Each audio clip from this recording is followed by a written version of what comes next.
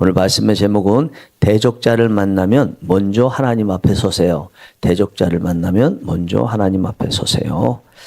여러분 직장에서 여러분들을 힘들게 하는 분들이 있지요. 그럴 때 어떻게 하십니까? 하고 싶은 대로 다 하시나요?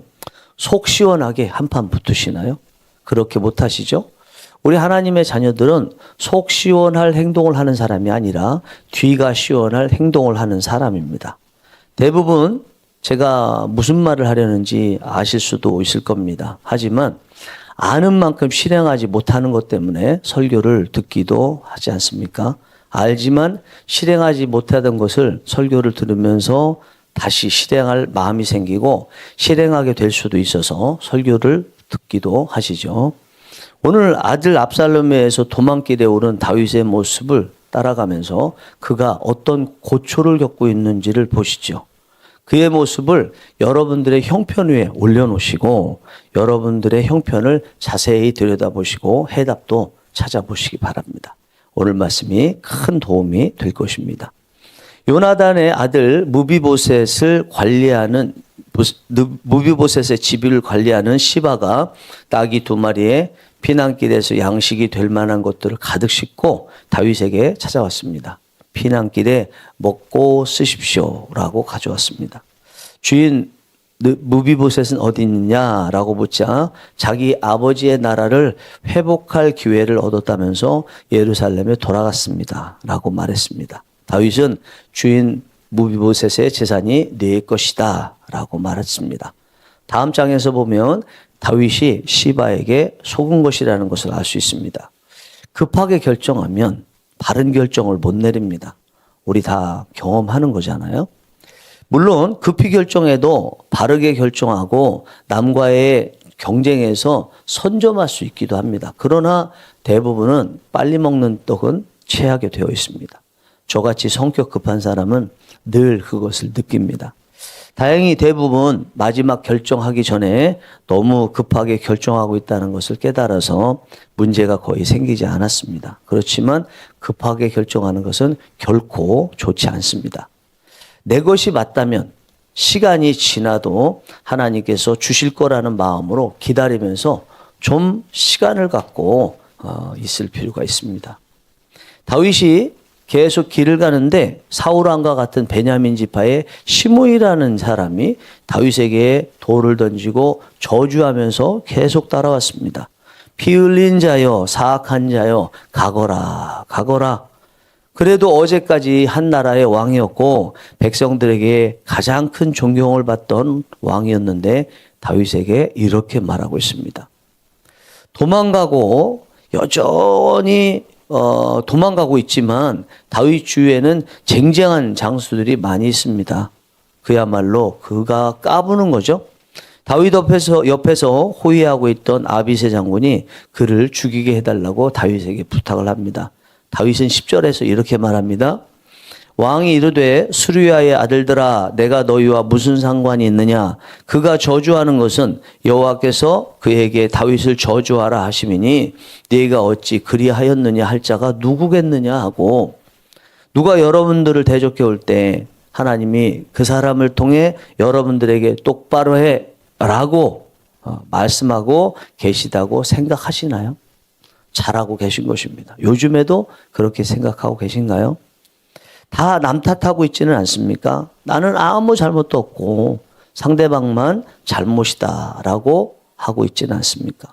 다음 절 11절에서 다윗의 말을 들어보십시오.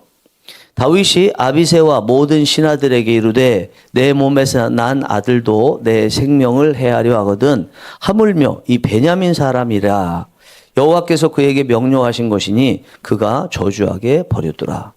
아주 친해야 할 가족이나 친구도 나를 대적하는데 다른 사람들은 대적하지 않겠습니까? 가족이나 대적들이 여러분들을 함부로 대하는데 다른 사람들은 안 우습게 보겠습니까? 우습게 보지. 가족이나 지인이나 그렇게 할 수도 없었던 사람이 나를 대적하고 우습게 보는 거 하나님께서 그렇게 하라고 그들에게 시키신 것일 수도 있다는 마음을 가져야 하는 겁니다. 대적하는 사람 보지 말고 하나님 앞에 서서 하나님께서 나에게 뭐라고 말씀하신지를 들어야 합니다. 하나님 앞에 서 보았는데 나를 대적하는 이들이 하나님이 보내신 사람들이 아니라면 하나님이 해결해 주시겠죠. 그 사람을. 우리가 보통 사람 아니잖아요. 하나님이 당신의 하나밖에 없는 아들 예수님을 십자가에 죽게 하시면서까지 왕 같은 제사장으로 만드신 사람들이 우리지 않습니까? 사무엘상부터 지금까지 계속 다윗을 따라다니면서 다윗의 참모나 다음 왕이 될 세자처럼 여러분들이 따라다니셨다면 반드시 배웠어야 할 것이 있습니다. 하나님 섭리신앙입니다. 하나님 중심신앙입니다. 주위 환경을 읽기 전에, 남을 탓하기 전에 하나님께서 왜 이 환경을 주셨는지를 먼저 생각하는 겁니다. 다윗에게서 그것을 배우지 못했다면 아직 왕이 될 준비가 안 된 거예요. 아직 세자인 거예요. 세자 때 왕은 백성 탓하지 않고 자신부터 돌아봐야 하는 사람이라는 것을 배워야 하는데 배우지 못하면 그 나라 어떻게 되겠습니까? 백성들이 왕을 믿고 그 보호 아래 들어가겠습니까? 그 엄청난 힘을 악한 데 쓰는데 백성들을 위해서 악하게 행동하는 데 쓰는데 도망가지 않겠습니까? 가까운 사람들이야 내 모든 속속들이 알기도 하고 잘 아니까 이용해 먹기도 하지만 왕은 자세히 모르잖아요. 그리고 백성과 지위 차이가 너무나 많이 나잖아요. 가까이 있는 사람들은 우리 아버지예요. 그러나 왕은 할아버지예요. 할아버지가 손주 때리는 경우는 거의 없습니다. 아버지가 회초리 들지. 저는 고등학교를 99% 기숙사 생활해야 되는 학교에 다녔습니다. 군대에 갔을 때 얼차례라고 벌을 많이 받았지만 웃으면서 받았습니다. 고등학교 때 이미 더한 벌을 많이 받았거든요. 그 고등학교에 군대처럼 점호가 있었는데 군대보다 더 엄격했습니다. 2학년 선배들이 그 점호를 했습니다. 꼬투리 잡습니다. 때립니다. 앗소리 한 번 되면요 2배로 때려요. 반 죽습니다. 그게 매일 일어나는 일이었어요. 그런데 더 무서울 때가 있었습니다. 3학년이 올 때였습니다. 거의 오지 않고 오냐 해주던 3학년이 오면 반 죽습니다. 마치 큰형 같았어요. 2학년은 작은 형 같았고요. 3학년은 작은 일에 뭐라고 하지 않습니다. 2학년이 뭐라고 하지. 왕은 3학년 같고 할아버지 같은 사람인 겁니다. 이스라엘 역사에서 가장 왕다웠던 다윗을 보세요. 3학년 같고 할아버지 같았잖아요. 그게 어디에서 나왔을까요? 백성 탓하지 않고 하나님 앞에 먼저 서는 반복된 행동과 습관에서 나온 겁니다. 남에게 회초리 들기 전에 자기 몸에 더 큰 회초리를 대는 모습에서 나온 겁니다. 회초리는 항상 내 앞에만 놔야 합니다. 남 앞에는 그 다음이고요. 사랑하는 여러분, 어린 자녀에게 부모로서 사랑의 매를 들더라도 하나님 앞에 먼저 서보세요. 하나님이 뭐라고 하시는지 자녀를 향한 화를 좀 내려놓고 들어보세요. 그리고 이번에는 회초리를 내려놓고 자녀를 안아줘 보세요.